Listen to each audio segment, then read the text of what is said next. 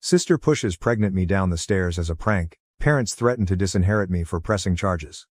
I ended up in the hospital after my sister shoved me down the stairs during her party, claiming it was a harmless joke.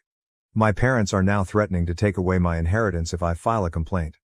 I am 4 months pregnant at the moment, 28F. For the past 2 years, Newton, my spouse and I have been attempting to conceive. To be honest, there were times when we thought we might not make it. The wait seemed to go on forever. Then, somewhat unexpectedly, we learned what I was expecting. Given all of the challenges we've faced thus far, this pregnancy holds immense significance for us. The fact that we will soon be welcoming our first child into the world makes us incredibly happy. Newton and I decided to be extra careful this time because I've had miscarriages in the past. We made the decision to conceal the pregnancy until we were positive that everything was going according to plan in order to protect our emotional health. If for whatever reason, we also lost this pregnancy, we wanted to shield ourselves from the extra pain of having to grieve in public. My younger sister Elle, and my parents were unaware of my pregnancy until last week. At times, it seemed weird to keep them in the dark, but I also needed the time to think things through. From significant life events to minor triumphs, my family has always been the kind to celebrate everything. To be honest, I adore that quality about them.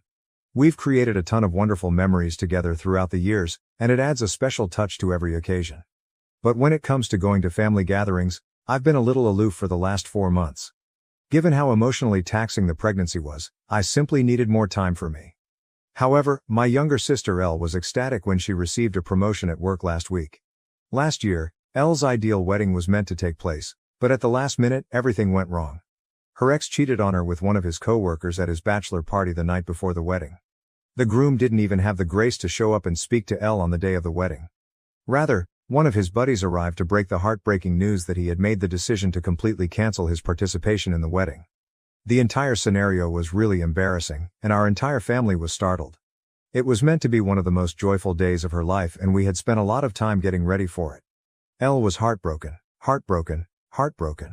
All of her hopes and excitement for her future with this man had been dashed in such a public and harsh manner. Elle immersed herself into her career after that.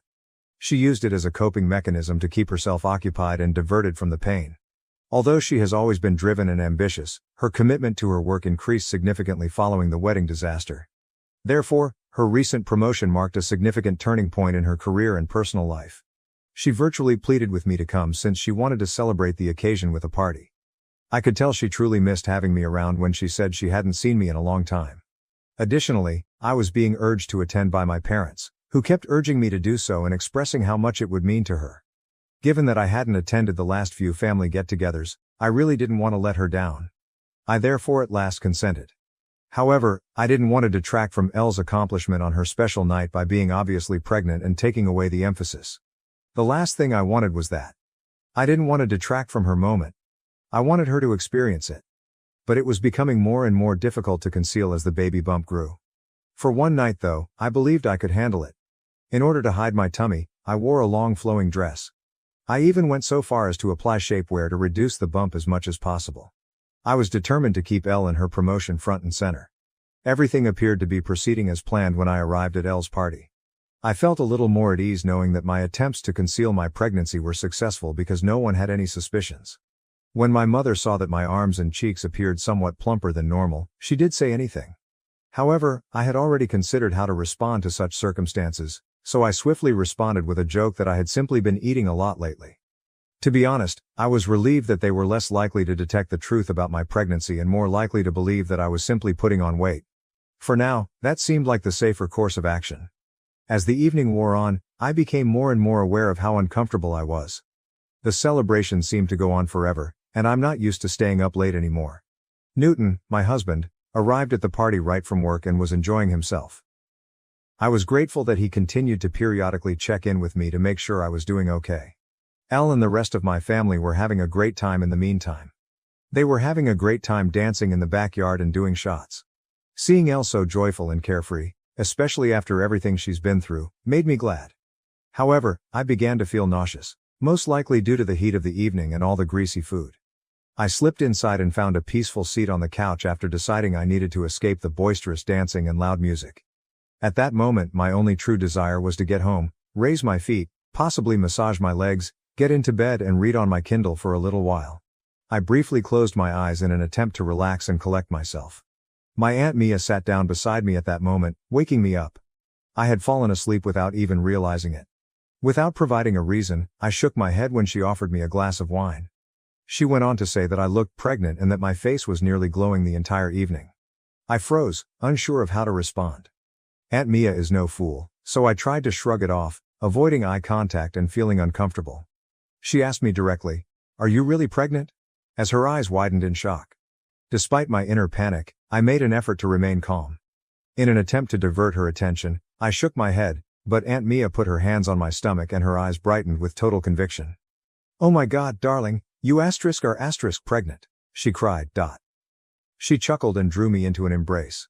I was a little alarmed and practically begged her not to tell anyone just yet because I didn't think the time was perfect to make the announcement. However, Aunt Mia dismissed my worries. She reminded me that everyone had been eagerly anticipating this time, hoping that I would become pregnant, and demanded that the family should be informed of this wonderful news. Aunt Mia smiled at me, held my face in her hands, and reminded me that it was a family night even though I told her it was Elle's night. She told me not to overthink it and that because everyone had come together it was the ideal moment to share. Everyone was still dancing and partying when Aunt Mia got up and went outside before I could stop her. As I saw her, my heart fell. Aunt Mia captured everyone's interest with all the zeal in the world. Without wasting a beat, she pointed at me and told everyone that I was pregnant after telling them she had some important news to deliver. There was a moment of stillness while everyone processed Aunt Mia's words. Then everyone in the party burst out. My relatives hurried over to me, around me with congratulations, shouts and hugs. They were ecstatic, giving me a tight hug while crying and expressing their excitement for Newton and me. They were naturally thrilled to hear the news because they were all aware of my past miscarriages. My parents were so emotional that they were crying. In celebration of this new chapter in our lives, many congratulated Newton and gave him hugs as well. I definitely didn't want to reveal my pregnancy in this way. I had imagined a more private, intimate event, something modest and unique, something I could share with my family when I was ready. At a gathering that was supposed to be all about Elle, I had instead been dragged into the spotlight. I saw her standing off to the side at that point, smiling as best she could but obviously feeling uncomfortable. She avoided making eye contact with me and wasn't participating in the festivities. I was overcome with remorse because I had worked so hard to stay out of situations like these. I approached her and apologized for Aunt Mia's disclosure of my pregnancy. Elle inhaled deeply and inquired as to why I hadn't before disclosed my pregnancy. I clarified that I had intended to make the announcement a few weeks later, when I was more at ease and prepared to do so. She pursed her lips, shook her head and murmured, "Whatever. I suppose your request was granted." I was surprised by her response, and her comments hurt. I attempted to reason with her, but Elle didn't seem interested in having a conversation. She moved away after taking a sip of her wine and stopped focusing on me. Overwhelming advice from friends and family on being a first-time parent consumed the remainder of the evening. Everyone appeared excited to share their experiences and advice. Elle, meantime, continued to glare at me from the other side of the room as though I was somehow to blame for everything. I felt much more guilty and uneasy after her response. I had an overwhelming want to go to the bathroom at one point. I stood up and went to the guest bathroom, but it was completely packed. I went upstairs to use the restroom in the main bedroom because I felt like my bladder was going to explode. I went to the bathroom to relieve myself, and when I came out, Elle was waiting for me outside. She appeared inebriated. Sensing the awkwardness between us, I tried to apologize again with an awkward smile. Elle didn't appear to get any softer. Rather, she simply rolled her eyes and inquired, "Are you truly expecting?" There was a hint of suspicion in her voice, and her tone was almost contemptuous. "Of course I am," I said, looking at her while reflexively touching my tummy. Why would I tell a falsehood? Went on to add that everything was extremely strange, particularly since I hadn't even told our mother, with whom I often spoke daily, that I was pregnant. I was becoming annoyed by her incessant interrogation. I attempted to reiterate my justifications in the hopes that she would realize that I had made the decision to keep it a secret. I was shocked by Elle's insensitivity when she said, in a callous tone that pierced my heart, "Maybe this pregnancy will also end in miscarriage, just like your previous ones." How could she have said such a disgusting thing about my child? I screamed at her, my voice shaking with fury and hurt. "How dare you say such a thing? Even though I've apologized multiple times tonight, your remarks were inappropriate." My voice reverberated in exasperation. Elle retorted that she was upset that I had taken away her attention, particularly considering everything that had happened to her the previous year. I made an effort to remind her that I had supported her through her sadness, staying at her house for several nights and assisting her in getting over her groom's abandonment. I assured her that I would never purposefully overshadow her and that she should blame Aunt Mia for outing me without my permission if she was upset about the outcome. But Elle kept pointing the finger at me. I felt it would be better to leave and head back downstairs because I was so exhausted and tired of the debate. In the hopes that Elle would settle down and we could talk about it later, I needed some time and space to think things through. Elle, who was right behind me, kept calling me a selfish person and stating that I should have just given her a night alone. I chose to ignore her, but just as I was about to head downstairs, I felt a strong shove from behind. As I slipped and struggled to regain my footing, my eyes widened in shock. In an attempt to save myself from falling, I was able to grab the railing, but my knees gave way under the combined force of my own weight and speed. I ended myself sliding headfirst down the steps after losing my footing. My instincts took control in an instant. Desperate to protect my baby from the impact, I covered my stomach with my hands. My wrists felt the entire force of my fall as my body crashed down the stairs. It was a nasty fall. A quick, searing pain shot through my hands, and I heard an explosive shatter. The agony was sudden and intense. I lay collapsed on the stairs and screamed in pain. As I struggled with the unbearable pain in my wrists, my surroundings became hazy, but my top priorities were my son and if the fall had hurt him in any way. The rest of the family soon saw the chaos caused by my fall and my calls for assistance. With worried and alarmed expressions on their faces, they hurried over in a frenzy. Chaos broke out in the room as everyone sought to comprehend what had just transpired. Newton, my husband, grabbed me up right away and carried me downstairs. I continued saying that Elle had shoved me down the stairs since I was in so much pain. Everyone appeared astonished. Everyone's attention was drawn to Elle, who stood behind me, silent and with a guilty expression. She was confronted by my husband, who yelled at her for pushing a pregnant woman down the stairs. Clearly upset, my mother hurried up to Elle, shaking her shoulders and asking if she had indeed shoved me. Elle cried and nodded in agreement, her face hot and distraught. My mother was deeply affected by the realization. Elle then started crying excessively while embracing my mother and accusing her of being intoxicated and acting recklessly. I was in so much pain and shock that I was beginning to pass out. I could hear Newton frantically phoning 911 to summon an ambulance through the fog. I could just make out the worried faces around me as my vision became blurry. After then, everything was a haze of sirens, chaos, and frenzied activity. I ended up in a hospital room when I eventually came to. Newton appeared worn out as he slept in a chair next to my bed. My throat was dry and parched, so I gently woke him up and asked for some water. I asked him what had transpired following the fall as he assisted me in drinking the water. Newton described how the pain had caused me to lose consciousness and how I had needed emergency care for wrist fractures. I would have to wear the cast the doctors had put on me for the next 4 to 6 weeks while my bones healed. I then inquired about the baby. Newton told me that our child was safe after the physician's examination. I felt a wave of relief. Knowing that our baby will be all right made me happy.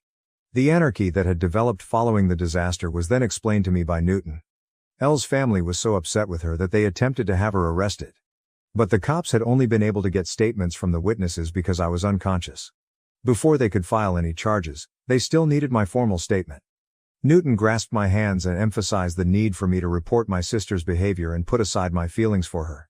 He was adamant, saying that, considering my condition, there was no excuse for her to shove me down the steps. Still in shock, I shook my head. It was nearly impossible for me to comprehend how Elle could have done something so damaging.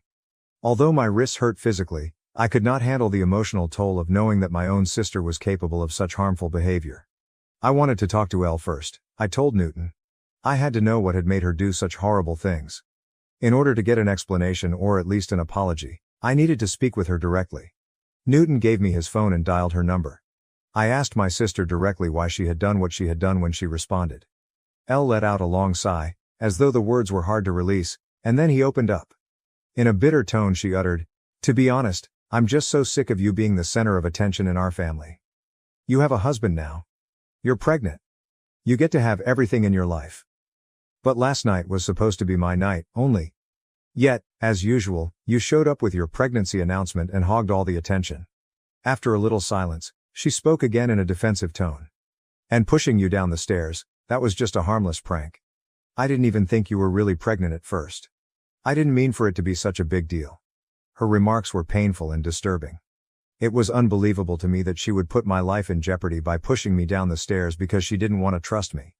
Before I could respond, Elle added, "I've been through a lot with my failed engagement, and for you to just show up and rub your happiness in my face was just too much. Next time, I'm sure you'll think twice before trying to overshadow me again." Her answer left me in a state of shock. She was essentially blaming me for her actions and showed no remorse at all. She hadn't even shown regret once. Elle handed the phone to my mother, who had been listening on the other end, and she inquired about my well-being. I was unaware that my sister and my parents were still present. I informed her that I had suffered a fracture to my wrist but that both I and my infant were doing well. After the party, my mom told me that she, Dad and Elle had spent the entire night at Elle's house because they were all concerned about me. I sneered and said that instead of staying with my sister, they might have waited for me at the hospital if they were that concerned. My mom went on to say that she and Dad had been speaking with Elle and that they both thought she hadn't been feeling well since last night. Despite what other people were telling me, she insisted that I not report my sister to the police because it was only a foolish drunken error. I was taken aback by my mother's request. In an attempt to understand the situation, I questioned, "Why are you defending Elle when she hasn't even apologized to me?" With a heavy sigh, my mother said that Elle was currently dealing with a lot of difficulties. She said that Elle had been crying uncontrollably and that I had made her feel ashamed in front of everyone. I reminded my mother that they should first address the fact that Elle had shoved me down the stairs, which was the true problem. My mother began stressing that family is family, and that disputes like these occasionally occurred amongst sisters. Although it was true that Elle had never done anything like this before, she pointed out that this did not justify her current actions. My mother said that it wasn't worth filing a lawsuit for a broken wrist and pledged to work with Dad to ensure that this doesn't happen again. My annoyance peaked. I adamantly said that I had been unsure of what to do before I phoned her. But I had already made up my mind after speaking with Elle. A lesson had to be given to her. My mother, who was becoming more and more agitated, pleaded with me to think again before bringing charges against Elle, warning that doing so may ruin his career. I informed her that right now, I couldn't give a damn about it. My mother made a last-ditch effort to persuade me to bring charges against Elle by threatening to disinherit me if I did. She contended that it would impact Elle for the rest of her life and create a lasting record. I was stunned by her threat, but I refused to back down. I proceeded to pursue a complaint against my sister after the phone call. She hadn't expressed regret for what she had done, but I was torn about perhaps ruining her life. Update 1. I wanted to let you know that my sister was eventually taken into custody. Despite the constant calls from my parents, my spouse and I have turned off our phones. Newton is furious that my parents appear to be giving preference to my sister over me. Newton's family and other family members have contacted him in the interim to show their concern and support. Everyone agrees that it was the correct thing to charge my sister. I'm much more concerned about my baby's safety now that I've read some of your remarks. I'm worried that Elle could endanger my unborn child in the future if she were able to shove me down the stairs. In order to prevent her from ever coming near me or my family again, I want to obtain a restraining order against her. Update 2. Hi there, other Redditors. My sister, who was previously accused of assault, was just sentenced since I provided an update last month. My parents paid for her attorney, who was quite good and made a compelling argument. She was placed on probation because it was her first infraction. The judge mandated that Elle pay for my medical expenses, participate in 6 months of required psychotherapy, and meet with a probation officer on a regular basis. After the criticism they've been getting from the rest of the family, my parents are still very angry with me but are too scared to address me. My parents urged me to protect Elle by not pursuing charges against her, and I have freely acknowledged this to everyone. My parents have received reprimands from relatives on both mine and my husband's sides. No one believes that Elle's mental health issues are a good enough reason for what she did to me, despite my parents' continued insistence on it. In order for Elle to recover, I sincerely hope that my parents will take her to visit a doctor. I've requested a restraining order after the sentencing to make sure she can't ever again come near my family or me. I honestly don't know how to respond to people who question if my sister was always kind to me when we were growing up or if perhaps I missed certain clues. Yes, we occasionally battled and had our typical arguments, but I never thought she would have such a strong grudge against me. I've always loved her dearly as her older sibling, and I never imagined that she could push me down the stairs out of retaliation. Believe me, I'm just as astonished as everyone else. I suppose it's accurate to say that those closest to us are frequently the ones that betray us. Update 3. I haven't posted anything here in 5 months.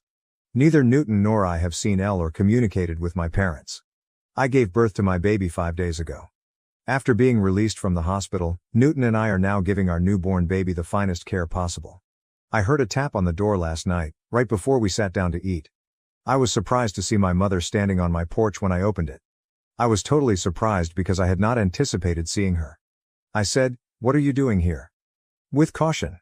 My husband was just as perplexed as I was to find her there, so he moved up next to me and stood guard in front of me. My mother burst into tears at once, telling me that she had just had to come over to meet the baby after hearing from some of the relatives that I had given birth to. Considering everything that had lately transpired between us, her excitement didn't seem appropriate. She continued by expressing how happy she and her father were to be grandparents at last. In order for us to rejoice as a family, she said that Dad would be coming soon with some wine and baby presents. Newton and I exchanged a look of incredulity. Did my mother truly act as though nothing had happened in the past few months? As quietly as possible, I told her that we hadn't communicated in the previous 5 months because she had chosen to side with Elle rather than me. She was standing on my porch, however, pretending that we were all on good terms simply because I had given birth, as if we were going to have a happy family reunion. Newton informed my mother that the instant she decided not to be a decent parent to me first, she had given up her right to be a grandma. He reminded her that Elle had treated me cruelly and that he would have beaten her up immediately if she hadn't been my sister, but she had shielded that monster from me because she was a mother. I could tell his remarks struck a chord because they were forceful. My mother's expression changed to one of rage. She attempted to counter by claiming that those were matters of the past and that she had done what she had to do. She maintained that we couldn't simply remove her and her spouse from our child's lives. She emphasized how unjust it was that we prevented her from seeing her grandchild. Newton, however, would have none of it. He told her that we chose who could be engaged in his life because this was our boy. Having her in our lives made neither of us feel at ease. My mother persisted in claiming that the reason she did what she did to me was because Elle had been diagnosed with depression. I shook my head in exasperation as my mother continued to defend Elle's behavior, saying she felt bad about what she had done and was trying to change. She promised that after my son was born, we would all be able to move on from the past and be a single, happy family. I sneered and clarified that I didn't desire such a thing. My mother believed she could simply ignore everything and return to our life, but circumstances had changed. There was no return to the previous state of affairs. I asked my mom to go because I couldn't take any more of it. After everything that had been said thus far, I didn't want to ruin my mood any further. Just then, my father pulled into our driveway. He exited the vehicle with a basket of presents and a large teddy bear. I was too exhausted to argue with my parents any longer, and I couldn't understand their insolence in showing up without warning. Fortunately, Newton intervened and told me to return inside and rest. He promised to deal with them and resolve the issue. I reluctantly allowed him to. I could still hear their words coming through the door as I made my way back inside. Newton's refusal to let them both in almost immediately sparked the uproar. Because he was family, my dad insisted repeatedly that he had every right to see me and the baby. My normally composed hubby lost his temper. If they didn't leave our land right away, he threatened to contact the police. Naturally, my dad persisted in arguing and insisted on leaving the baby presents behind, as though it would somehow make up for everything. Newton, meanwhile, was adamantly against taking anything from them. He made it clear to them that we did not accept their presents and that we would also obtain a restraining order against them if they ever revealed their identities again. His response clearly shook my parents. After everything, especially with a baby now involved, I suppose they thought they could just waltz back into our lives. I was pleased with my husband's handling of the matter. After our conversation today, Newton and I have decided to put cameras throughout the house as a precaution. I wish to never again see my parents. Thank you for watching. If you haven't subscribed yet, please do so and hit the notification bell to stay updated with more shocking real-life stories happening around you. Cheated with my ex at my bachelorette party, fiancé canceled the wedding, exposed me, and now I'm homeless with nothing but regret. I'm writing this using a throwaway account because I don't want it linked to my regular account. I don't even know why I'm writing this here. Everyone is going to say it's rage bait, and I'll get banned. I just did the worst thing that I could possibly do and I just want to confess to everyone but I can't. I know for a fact that the most important relationship of my entire life will be ruined. My fiancé, Alex, fake name, 32 male and I, 28 female have been together for 4 years and we're supposed to get married on the 28th of December. We had our bachelorette parties last weekend because everyone was in town for the holiday. That's why we're having the wedding on the 28th. Everyone will be here anyway for the holiday, so coming to the wedding won't be a big thing. Alex is everything I want in a man. He's kind, he's funny and charming. He's tall and handsome. He's helpful. He's a leader. He's successful at his work with a great future. He's really thoughtful. One time, we were shopping and I looked at this butterfly decoration just in passing, and later on I got it for my birthday. He remembered that I liked it and went back and bought it for me and surprised me with it. Our sex life is very satisfying to me, and I think to him as well. He's not perfect, of course, and we have our disagreements like any other couple, but we're great together. I feel safe and loved with him. When we first got together, the subject of our past partners came up. I didn't have a lot of past partners as all my relationships were long-term. I had 3 boyfriends before Alex. The previous one was Jake, fake name. Jake was gorgeous. He had a very magnetic personality and always dominated whatever room he walked into. I felt so lucky when he chose me to be his girlfriend. We had a very intense physical connection that I sort of lost myself in. In every other way, Jake was terrible. He cheated on me. He stood me up on multiple occasions. He forgot important events like my birthday and my best friend's engagement party. I finally broke up with him. He didn't seem to really care about it, though, which hurt. He just ghosted me when I said enough. The reason I mention this is because I told Alex about Jake. At first he didn't connect the dots, but when I described Jake, he asked me if it was Jake, last name. I said, "How do you know?" and he told me that Jake had stolen his girlfriend from high school when they were all freshmen in college. It really hurt Alex as he thought he would marry this girl. Jake later dumped her and she tried to get back with Alex, but Alex rejected her, telling me that she was disgusting. Alex was quiet around me for a few days after that, but he came around thankfully. During my bachelorette party last weekend, one of my bridesmaids, Claire, fake name, invited a bunch of our old friend group to the Airbnb we were renting as a surprise. I thought they had all moved away, but they showed up, and yes, you guessed it, Jake was there too. I was pretty drunk, but I can't say I didn't know what I was doing. Jake was still really good looking and he talked only to me that night. He only flirted with me and no one else. He was charming and my inhibitions were down, and we eventually went to a bedroom and we had sex. The next morning I was mortified. I told Jake that it meant nothing and he needed to leave and not get in contact with me again. Jake told me that he changed and was a serious person and serious about me. I told him to go and to please just shut up and leave. He seemed sad, but he left. I made sure to make him swear to forget about it all, and he did swear. I told Claire to keep quiet about it and to not tell anyone about Jake. She was the only one who really knew about our past relationship, as she was part of the friend group. She agreed and said it was no big deal and one last fling before marriage. I think she was the only one who saw us go back to the bedroom, but I can't be sure. All I know is that Jake and I were the least drunk people there and we were pretty drunk. Meanwhile, it's been eating at me all the time. I can't sleep or eat. I'm afraid my wedding dress will be too big for me because I have this fear in the pit of my stomach, and I throw up when I think about Jake and what I did, which is all the time I think about it all the time. I have to confess to someone, so I think a bunch of internet strangers is the easiest way to do it. I know I'm terrible and I know I effed this up. I can't lose Alex. Why didn't I think of him when I was there last Saturday? Why didn't I consider Alex? I'm such an effing idiot. He's the best thing that ever happened to me and Jake is the worst. Alex has started to notice my changed attitude.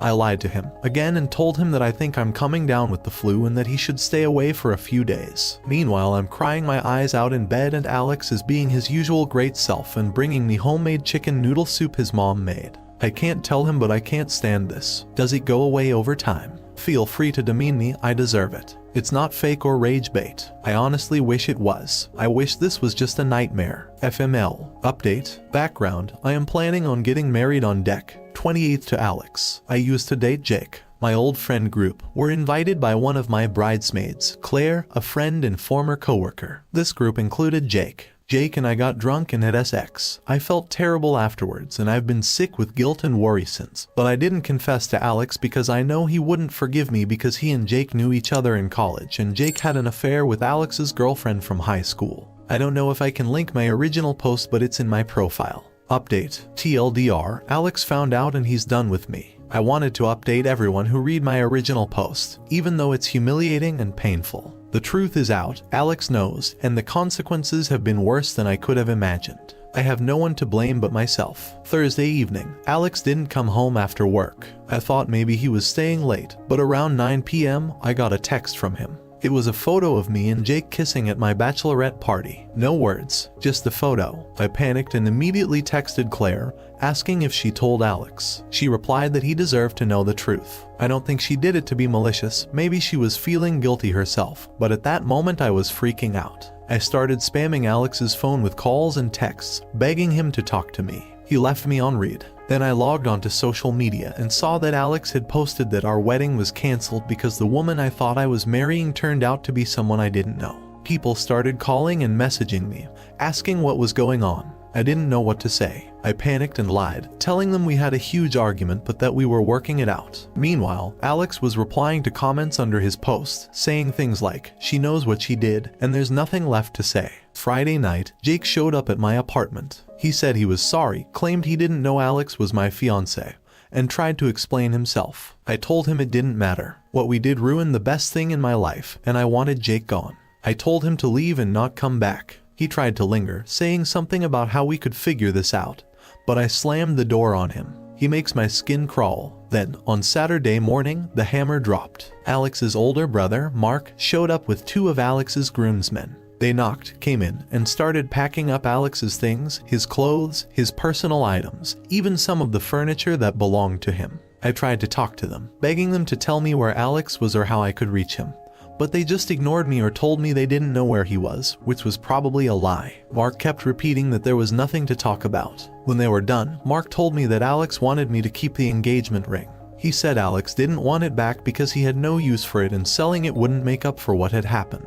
He also told me Alex would be sending a check to cover my share of the cancelled wedding costs, and that his half of the lease was paid for. I begged Mark to at least put Alex on the phone with me and that he deserved some kind of closure by yelling at me and I'd at least be able to apologize where he could hear my voice. He just said Alex has all the closure he needs and to stop contacting him and just leave him alone, and I've done enough. Mark used to be so kind to me, like a big brother. He was excited about the wedding, calling himself the future crazy uncle. Now he was cold and distant, talking like I was a stranger. That was when it really hit me. Alex was gone and my life was gone too. I can't afford to stay in the apartment. Alex paid the rent and utilities while I handled groceries, cooking, and chores. I don't make enough as a personal trainer to cover everything on my own.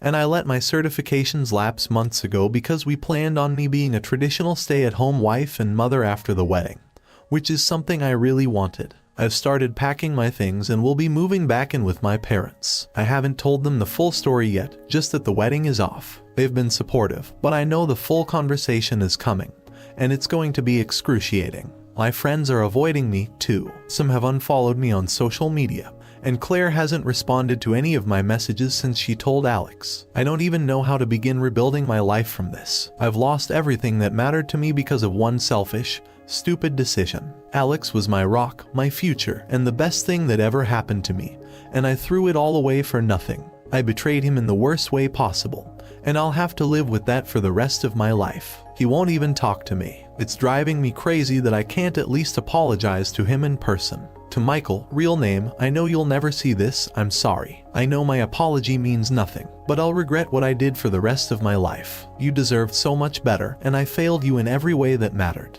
I know that when I'm old and gray, even if I find someone else, you'll always be in my heart. I love you to the moon and back, and I don't think I'll ever be able to love someone else the way I love you. There will always be some part of me that's always yours. Now, I have to figure out how to pick up the pieces. My life as I knew it is gone, and I have no one to blame but myself. Stop messaging me. I'm not reading them anyway. I've lost everything. There's no way you can make me feel worse than I already do. I'm barely hanging on to the will to live here. Story 2. Throwaway account due to the situation. But I need advice because I'm getting calls and texts from family, calling me an idiot for not being on my daughter's side. My husband and I have been married for a little over 5 years now. I'll say my daughter, 19 female, and he have an okay relationship. Not exactly like father and daughter, but more of an advice asked and given type of dynamic. I've never picked up on anything weird from my husband toward my daughter, and my daughter has never said or insinuated anything at all either. On Thursday, my husband and I were watching a movie in the living room.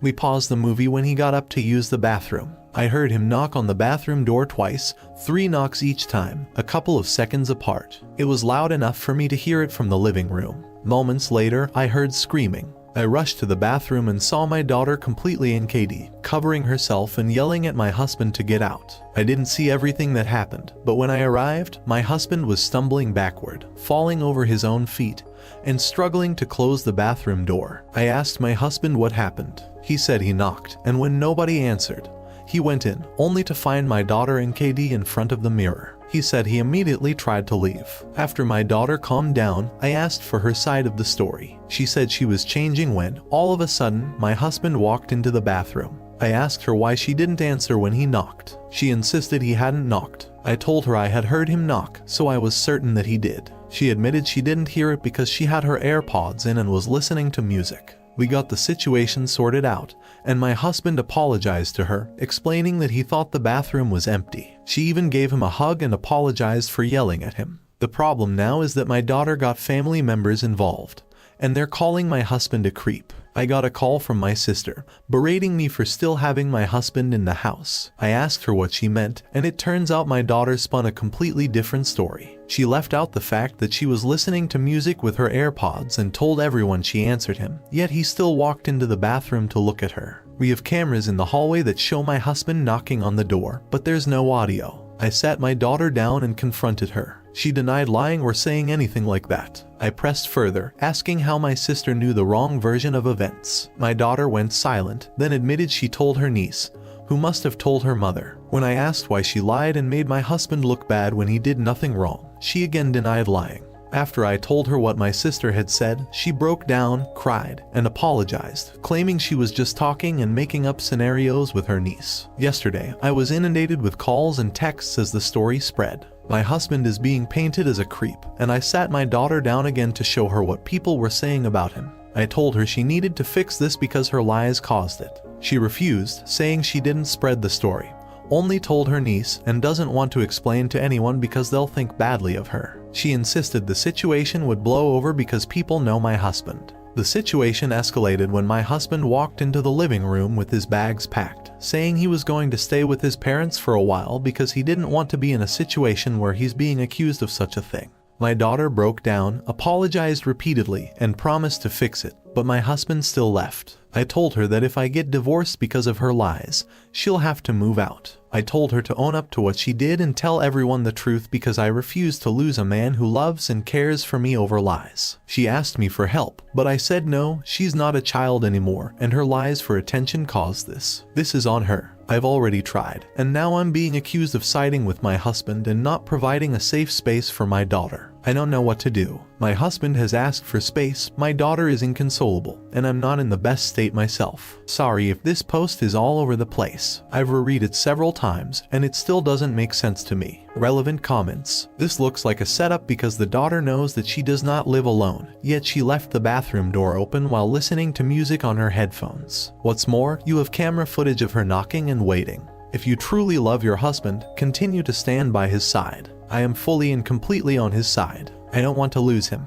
My family is just making it difficult because we are very close, and every time I try to explain what really happened, I am just called an idiot and accused of making excuses. Where is OP's ex-husband, the daughter's father? Excuse me, but this is my first marriage. My daughter's father ran away the day he found out I was pregnant. I raised my daughter alone with help from my family until my husband came into my life. OP responds to why and how she has cameras inside the house and their setups. The camera is in my hallway, and you can see all the doors to every room from it. It's pointed down the hall, not at any specific door. We have cameras around the house and inside, pointing at the two entrances, plus one pointing down the hallway that shows all the doors. My husband sometimes works away from home, and if I get woken up during the night, I check the cameras if I hear anything. I'm not just going to run out of my room to check the house. I check the cameras first to see if someone is inside, who goes out into potential danger without knowing what's there. I feel like this is normal. Because my husband works away sometimes, we have 3 cameras inside the house, one each watching the front and back doors and one pointing down the hallway. You can see every door in the hallway camera. If I hear something at night, especially when my husband isn't home, I check the outside and inside cameras. I don't know if someone is already in the house, and I'm not going to run out to check blindly. You could very easily lose your husband, and I wouldn't blame him.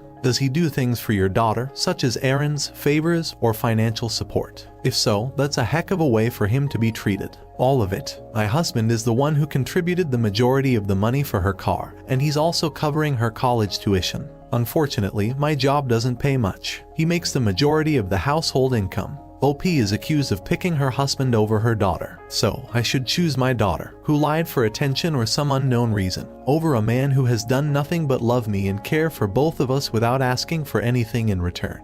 I know I will sound selfish now, but I don't care. My husband comes first. My marriage comes first. Fixing what she broke comes first, not her, especially since she refuses to help fix what she has broken. Actions have consequences. And again, I know I will be called a bad mother, but she is going to learn this lesson the hard way. Update. Sorry for only updating now, but I'm not in the best place at the moment, and it has taken me a couple of days to get my thoughts together. I don't know what to do anymore. My husband has asked for a divorce. First, let me answer a couple of questions I saw coming up repeatedly. We have locks on every door in the house. I don't know why my daughter didn't use the lock on her door. The cameras inside the house are not pointed at any doors except for those at the front door and back door. Another camera is at the end of the hall, and it captures every door in the hallway. We have a bathroom in our room, but we can't use it at the moment because the water is completely shut off due to renovations. On Friday, my husband came home and asked to talk. During our conversation, he showed me his phone, and some of the things my family members were saying about him were just outright horrible. They called him a pedophile and accused him of taking a peek at my daughter. I don't recognize my family anymore. I would understand their anger if he had actually done something, but he hasn't. The hatred they are showing over a stupid mistake tells me they either refuse to listen or have hated him from the start, now using this as an excuse to get rid of him. He said he can't ever come back. This has started to affect his work life as well. He was called into HR to explain himself because some of my family members contacted his office. Thankfully, his workplace hasn't taken action and won't unless a case is brought against him. They know him well and likely believe him, as he is still employed. During our talk, he explained that he does love me and is happy I stood up for him. But my daughter's actions have caused too many problems and accusations, leaving him scared. He said he spends every day at the office or his parents' home, waiting for the police to show up and arrest him. He told me her lies have broken him, and he can't see a way back from this. I asked him to reconsider and suggested counseling, but he refused, saying everything is too broken to fix. I told him I would kick my daughter out and explained all the steps I've taken, but he said I'm missing the point. His life could have been completely ruined because of a lie. My family will never trust him again, and they will always harbor hatred or suspicion toward him. He added that even if my daughter comes clean now, it's too late. People will think we forced her to do it, making things worse. He said he will always remain a creep in their eyes. I asked him if we could move away and cut off contact with my family. I showed him my phone, highlighting messages I've sent to family members who refused to listen, and confirmed that I've blocked them. He asked what I would do about my daughter. I told him she would stay with my parents and that she wouldn't live with us anymore. He then asked if I would abandon my daughter if we moved away. He made it clear he doesn't want to be near her or left alone with her at all. I didn't know how to respond. Before I could answer, he said again that it's better for us to get divorced. He said, I will never ask you to abandon your daughter. I will never expect you to do something like that. But I don't want her anywhere near me. If you abandon your daughter, I don't know if I could ever look at you the same, even if it was for my sake. The only solution here is for us to get divorced. At that moment, my daughter came running down the hallway into the living room, crying. I think she had been listening to our conversation. Before she could say a word, my husband jumped up from the couch, put his hands out, and asked her not to come near him. He said, before you say anything, I will start recording this conversation, and took out his phone. I think I saw something break in my daughter's eyes as the realization hit her all at once. She asked my husband to forgive her, saying she never meant for things to get so out of hand. She claimed she was just making up scenarios with her cousin, who ran with it. My husband asked her why she didn't clear it up immediately. She said she didn't think it would escalate this far and assumed it would just blow over because everyone knows him. He showed her some of the messages on his phone, and she went completely silent. We talked for about 4 hours. At the end of it, my husband said he would give us 3 months to move out because the house belongs to him. He said my daughter could keep the car because it was a gift and that he would finish paying her tuition for the year but wouldn't pay for anything beyond that. He mentioned he hasn't gotten a lawyer yet but advised me to get one if I wanted. He said he'd prefer to handle the divorce amicably but would understand if I chose otherwise. He promised to be fair in the divorce but emphasized that he couldn't stay in the relationship. My daughter sat on the floor, looking like a ghost. I couldn't say anything as I listened to him talk about divorce, splitting assets, and moving on as if the last 5 years meant nothing. The best way to describe it was like he was returning something to a store. After he left, I sat on the couch, numb.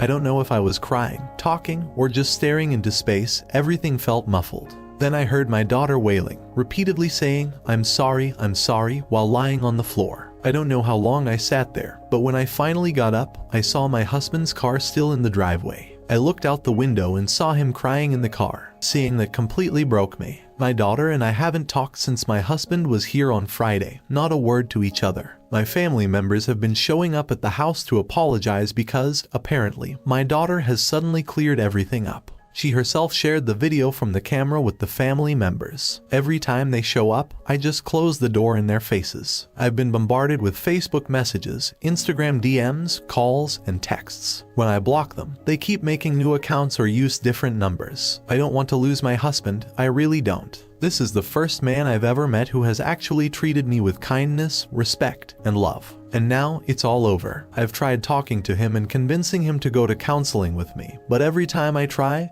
he responds, I can't take the risk. I've tried meeting him in person, but he says it wouldn't be a good idea. I even went to his parents' house, but they refused to let me see him. I went to his workplace to talk to him, but I was told he had been sent home by his boss. I truly don't know how to fix this. Having my daughter move out now won't work because I need to leave the house as well. I don't want anything from my husband, I just want him. I haven't talked to a lawyer yet, but I don't think I can keep the house. He owned it before we moved in.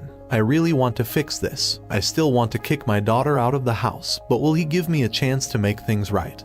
Even after what he said about me abandoning her. He said he doesn't see me the same way anymore. I don't know what to do. Am I really going to lose this wonderful man? Edit. I forgot how Reddit fixates on one thing. Regarding the comment I made about the house, I have no intention of trying to take it or anything like that. It's not my house. I had questions about the house in my previous post, and I think I just answered them. I'm not going to try and take his house. He owns it and has owned it since before we got together. I have no right to the house and will not try to take it. I hope this clears up any confusion. Relevant comments. Who did your daughter talk to about the situation? My daughter talked to her cousin, my sister's daughter. Sorry for the mistake or confusion. I'm not in the right headspace this week. Why didn't your husband leave the bathroom immediately? When I got up after my daughter started screaming, it took me 2 steps to see into the hallway. What I saw was him backing up, fumbling, and grabbing at the door to close it. What was the reaction of the cousin and aunt who ran with it? They are completely silent. They refused to answer calls, texts, or even open the door when I went to their house. Final notes. It's over. Your daughter and family almost destroyed his life. From his perspective, he's probably feeling somewhat grateful that she only destroyed his marriage. Your family leveled accusations against him, and he was pulled into HR.